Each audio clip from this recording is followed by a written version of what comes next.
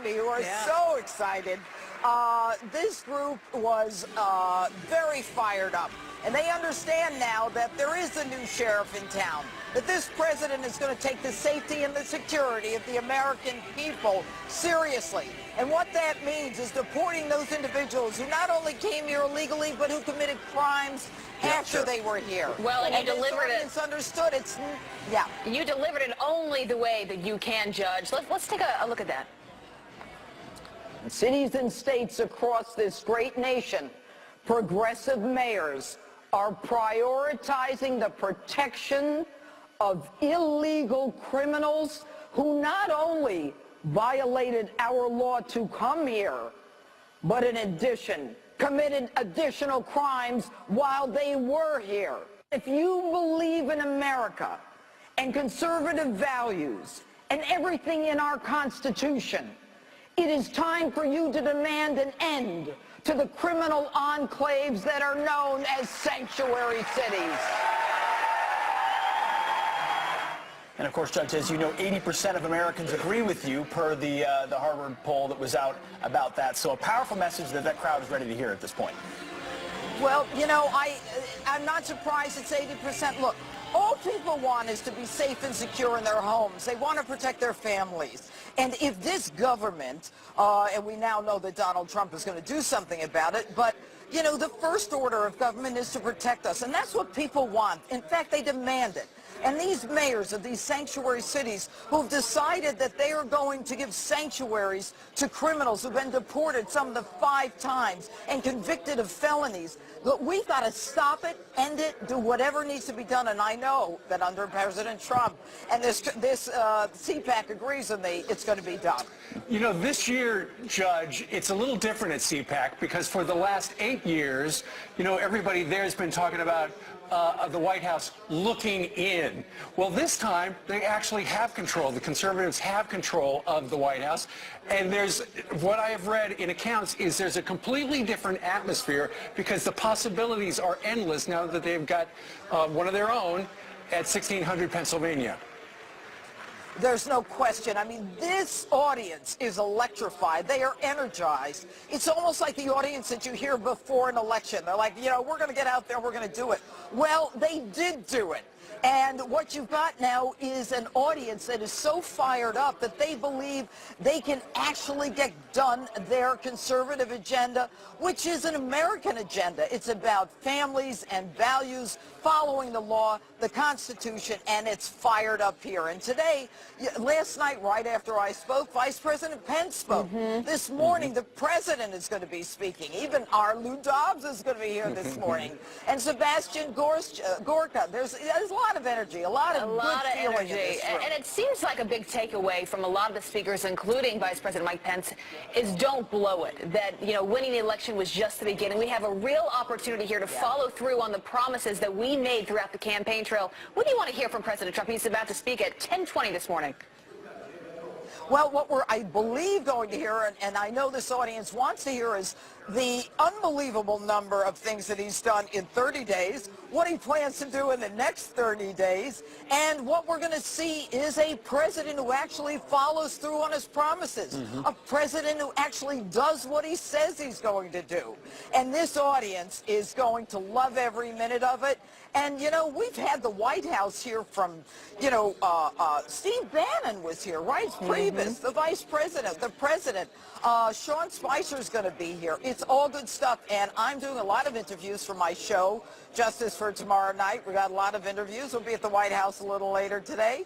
It's all good stuff, and it's exactly what the president said he'd do and what our audience wants to hear. Well, Judge, he's going to have to lay out his policies and what he's accomplished because, of course, the opposition party, as Steve Bannon says it, won't do it for him. Judge, thank you very much for being with us this morning.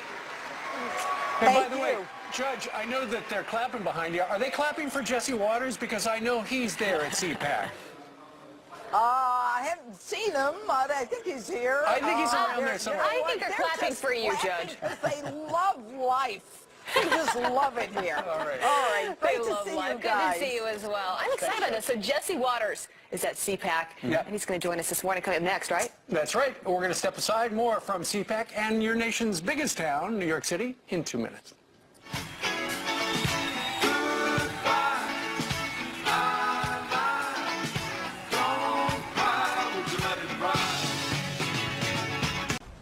you all very much. This will be somewhat of an informal meeting, and I want to congratulate Mick Mulvaney. Has been confirmed, finally. We waited a long time by the Senate, and he's going to be an absolutely great director. Total confidence in Mick, known him for a long time. He loves those budgets. Unfortunately, the budget that we're essentially inheriting, is a mess. The finances of our country are a mess, but we're going to clean them up. Things that we've been doing, including negotiating deals that have already been negotiating, so you call it renegotiating, on airplanes and lots of other things, military items. We'll end up either getting many more planes free, or we're going to save a lot of money, but we've already saved a lot. Billions and billions of dollars have been saved. We have enormous work to do as the national debt doubled over the last 8 years.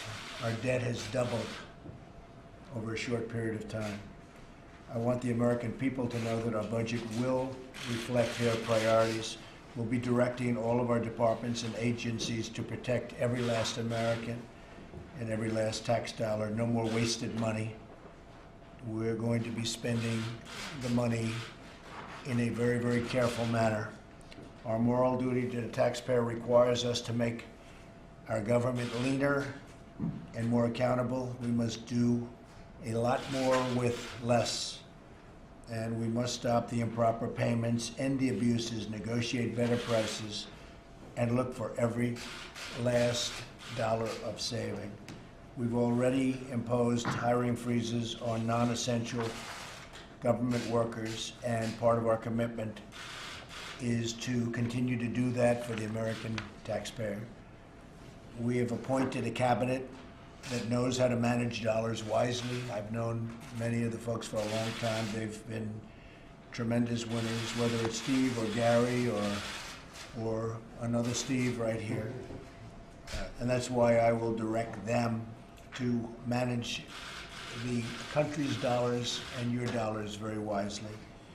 We won't let your money be wasted anymore. We're going to run government smoothly, efficiently, and on behalf of the very hardworking taxpayers, something that the taxpayers haven't seen in a long time. I will be holding everybody accountable for that, and I have no doubt that this group, in particular this group, will do a fantastic job. I want to congratulate Steve Mnuchin as our new Secretary of the Treasury. He's going to be outstanding. Tremendous track record. He has a tremendous track record. I have great confidence in him. So we're going to continue on, and we're going to take this budget, which is, in all fairness, I've only been here for 4 weeks, so I can't take too much of the blame for what's happened. But it is absolutely out of control, and we're going to do things that are going to be tremendous over the years. We have to take care of our military. I have no choice. We have to take care of our military. It needs work. It's very depleted, and we have to take care of a lot of other things. Healthcare is moving along nicely. It's being put into final forms. As you know, before we do the tax, which is actually very well finalized, but we can't submit it until the healthcare, statutorily or otherwise. So we're doing the healthcare, again, moving along very well. Sometime during the month of March, maybe mid to early March, we'll be submitting something that I think people will be very impressed by. And with that, we're going to have a little meeting, and I think the press knows pretty much all of the people at the table. So thank you very much. We appreciate it. Thank you very much. Thank you.